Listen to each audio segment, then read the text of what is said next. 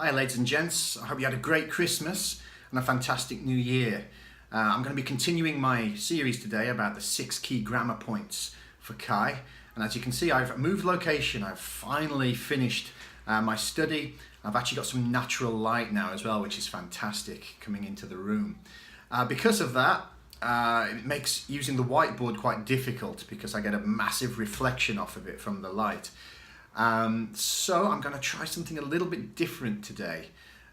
We'll see if it works. I'll be adding the grammar points in little pictures as we go along. You'll see how I mean, and we'll see if that works as well as using the board. But really glad you're back with me, and let's try and get that certificate sorted this year. Stay tuned.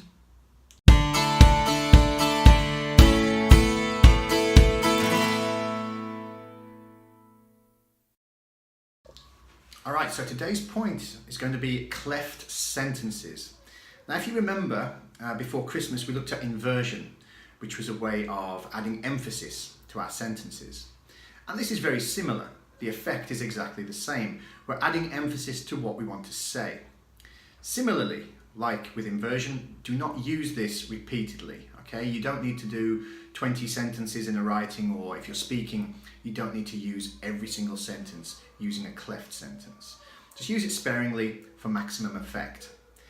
And it's going to be incredibly useful for you to use this because it's one of the things that at first certificate level you don't really learn very much about, but at advanced level it'll help you a lot. And as I mentioned, probably the main uses for this are going to be in your speaking activity and in your writing activity.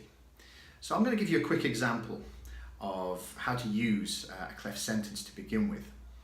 Now it's early morning, relatively early morning, and normally in the morning I drink a coffee. I have not done it yet, okay? So I want a coffee.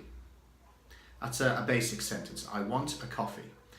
Now to make it more emphatic, using a cleft sentence, I would say, what I want is a coffee. All right, what I want is a coffee. Slightly different, more emphatic. And what I've said is, using what, followed by the clause I want, and then the verb to be, is, and then finally a coffee.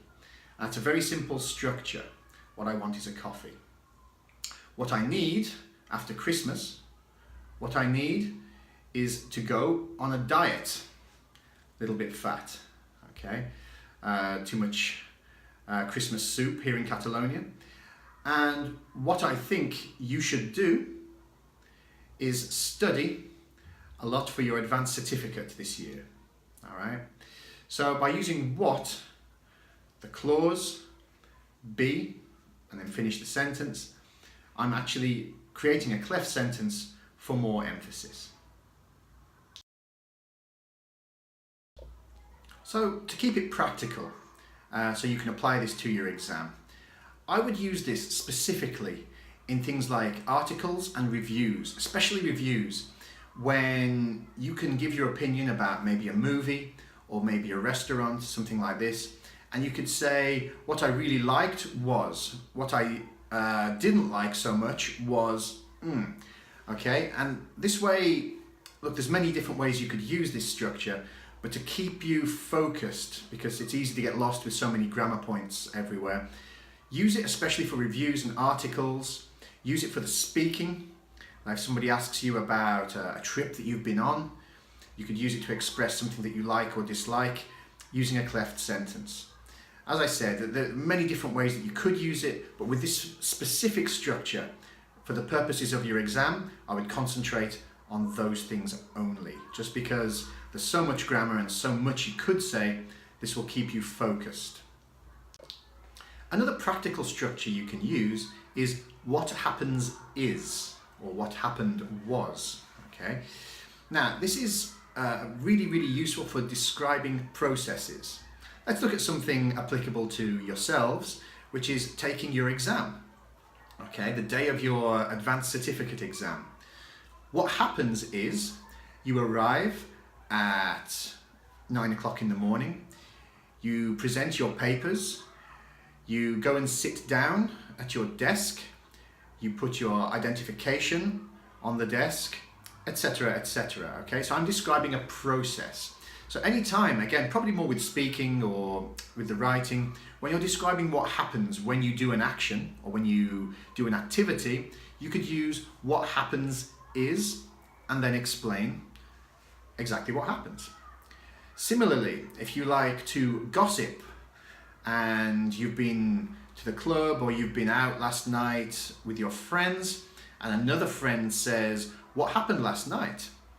You could start with, "What happened was, we went to the restaurant, we had some pizza, later we went on to various other bars, etc." And then you can insert your story, which is probably much more interesting than mine. But to explain something that has passed, you would say, "What happened was," and then complete the story. All right. So those for narratives, if you are having a conversation or if you are telling a story through a written text, that structure also is particularly useful. Okay, last one. This one is for instructions, okay, because sometimes we have to describe how to do something. For example, I'll go back to the start of the video, making a cup of coffee, all right? Now, believe it or not, there are some people in the world who do not know how to make a cup of instant coffee. And I'll just give a quick description to you now, okay? What you do is get a cup, put some instant coffee in the cup, boil some water, add the water to the cup, add milk if you want, stir it, drink it, okay? That's how you make a cup of coffee. Now, I said at the start of the sentence, what you do is, and then I gave my explanation, my instruction for how to do the action. That's all it is. So look, there are many, many different types of cleft sentences. These, I think, are probably the most applicable ones if you've got an exam, because you're only really going to use them in the the writing and the speaking. So don't overload yourself with every single type. Pick the ones which are going to be practical for you, the ones that you can apply, and I believe it's going to be these ones. They're much more practical than the other structures. All right, any questions? Just drop me a line, get in touch. I'm happy to answer any questions that you might have. If you found the video useful, please like it. And if you have any friends also doing advanced certificate, please share it with them. I'll be back soon with my final part of 6 key grammar points for CAE. Take it easy.